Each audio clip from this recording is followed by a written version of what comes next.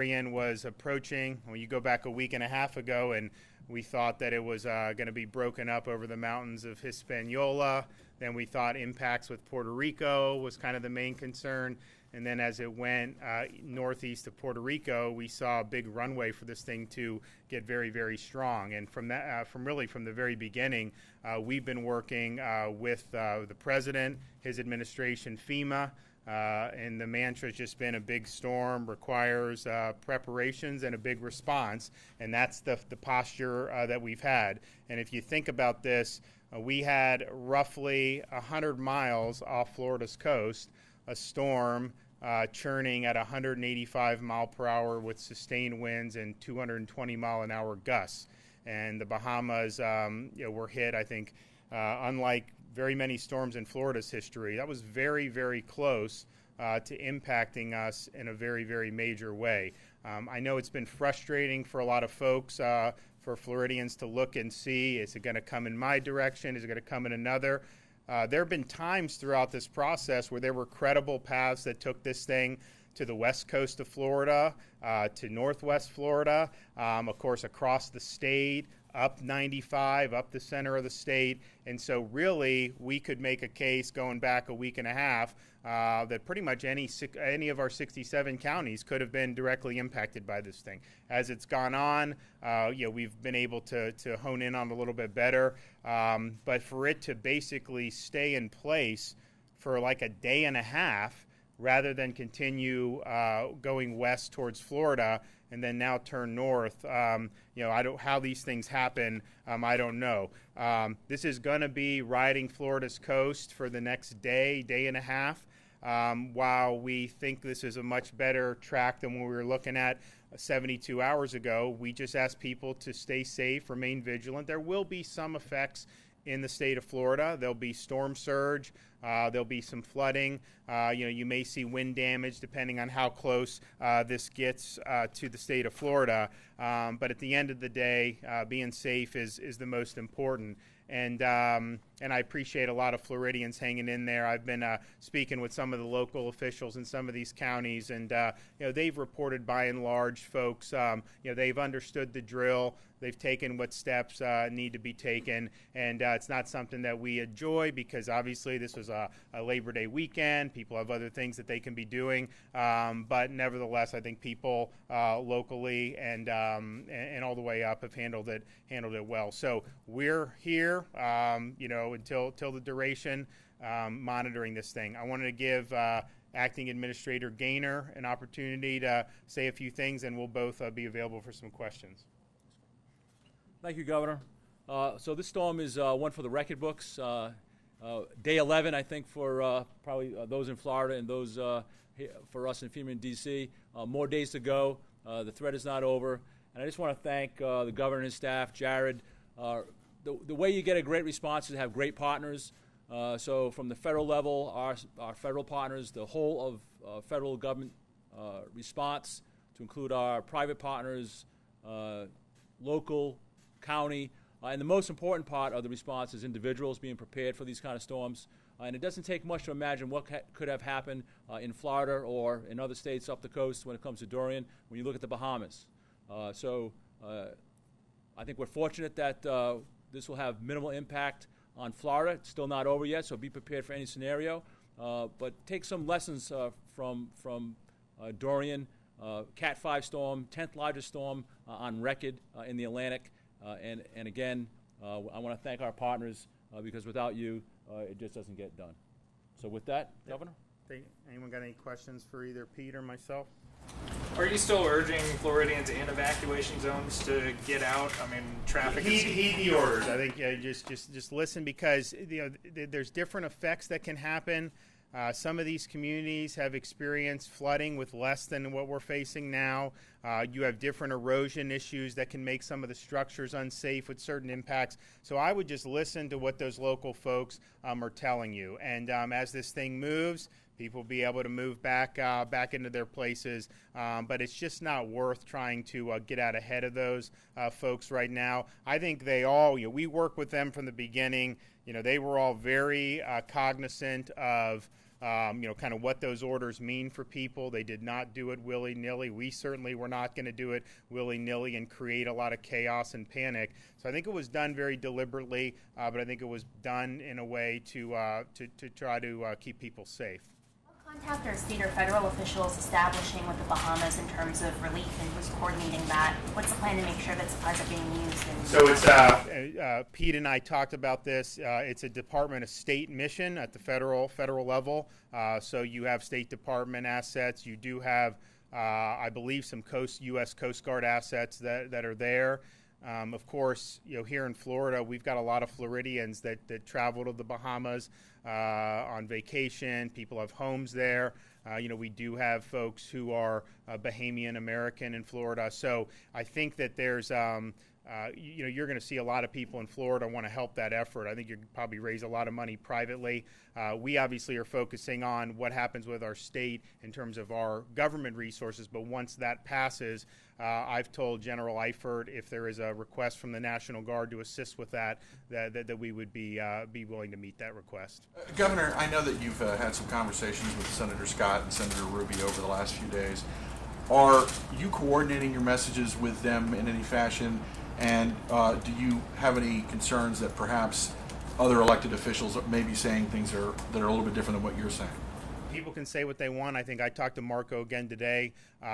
We've basically, we're monitoring the storm, obviously preparing for the worst. Now that we've gotten a more favorable track, we want to make sure, and I've talked with Pete Gaynor about this and the president, just making sure that those folks locally and at the state level that took the protective measures, expended resources to prepare for the storm, that we get the appropriate declaration where we can get that reimbursed for particularly for our counties, because I think that they basically did the right thing to be prepared for this. We obviously did a lot at the state level to be prepared, and in hindsight, people say, well, did this county really need to spend this much or that? Well, obviously, if they knew the storm was going to turn, then they probably wouldn't have needed to do as much, but you just don't know that. So I think that they behave responsibly. So I talked with Marco probably about an hour or two ago about that, and we're going to be working with the administration to basically provide the reimbursements, and then I think that sends a good message that, it really is the right thing to do to be prepared.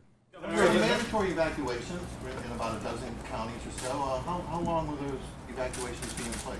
I think they're all dependent on the local conditions, and I think that people just need to discuss it or speak with their local officials about it.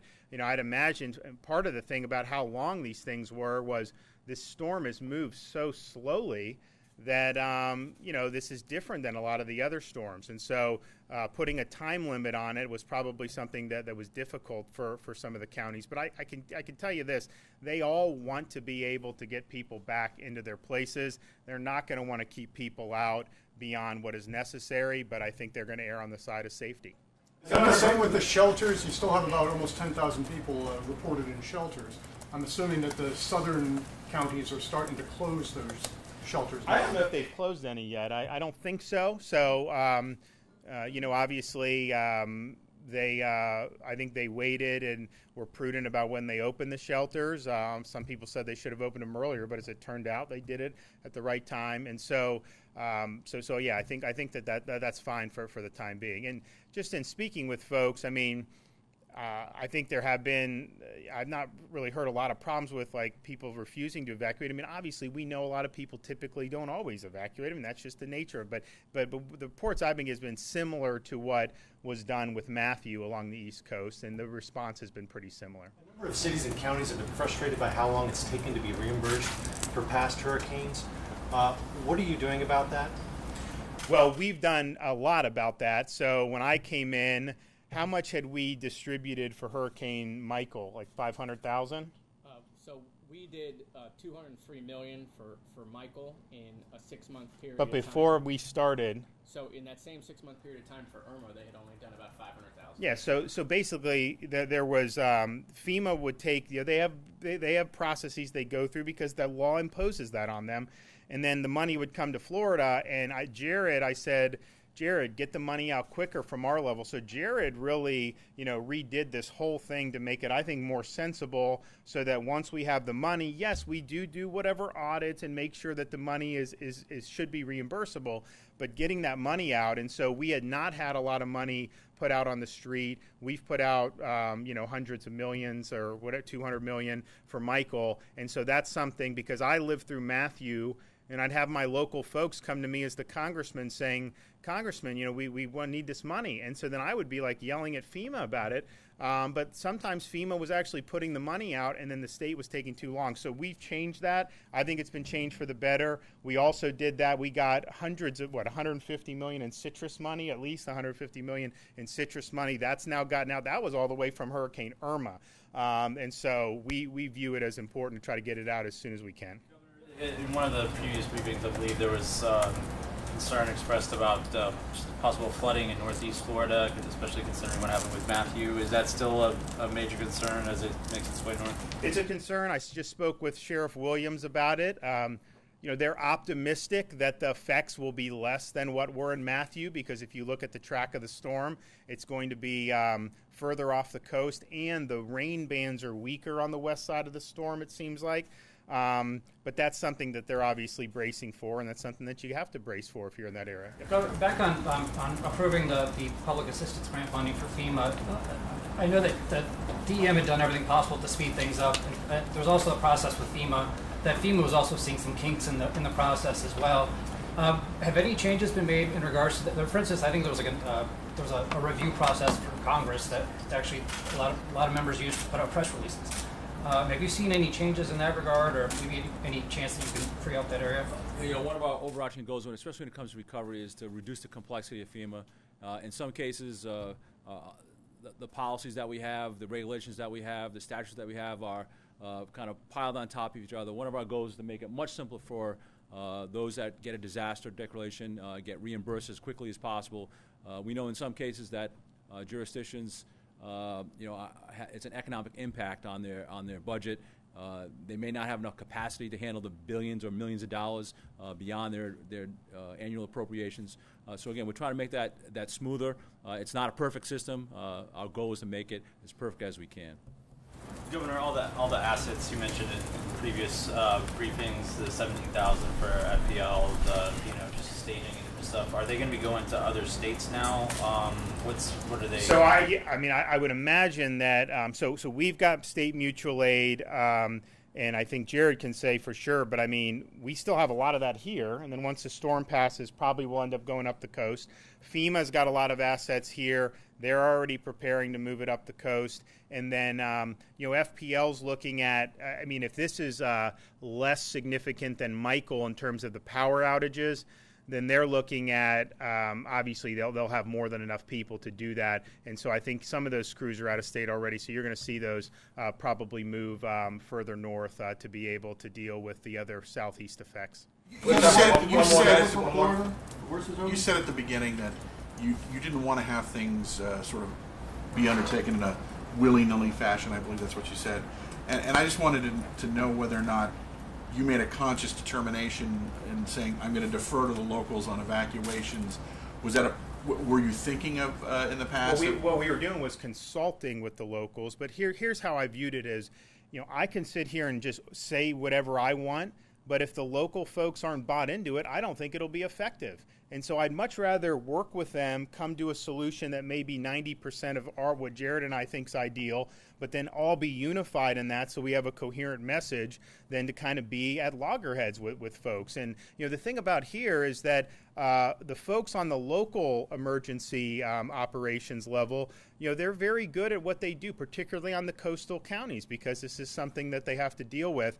And so my view is, let's harness that experience and let's work together. And so I think it's worked better. I think there was frustration in the past when people were kind of crisscrossing the state, having to evacuate. Actually, some people evacuating into the storm path because they were told to evacuate at a certain time. The storm track changed, and so they're going from Miami to Tampa. Then they go back from Tampa back to Central Florida or back to the east coast of Florida. So we wanted to do it in a way where it would be, I think, a collaborative effort. And I think ultimately as I've looked at these things in the past, storm response to me is a bottom-up effort, and it really starts in the counties. We obviously have an important role at the state to coordinate, and then you got the FEMA folks who are there offering the federal assistance. But that's really, I think, the way that it is that is most effective, and I think that was borne out so far with how this has gone,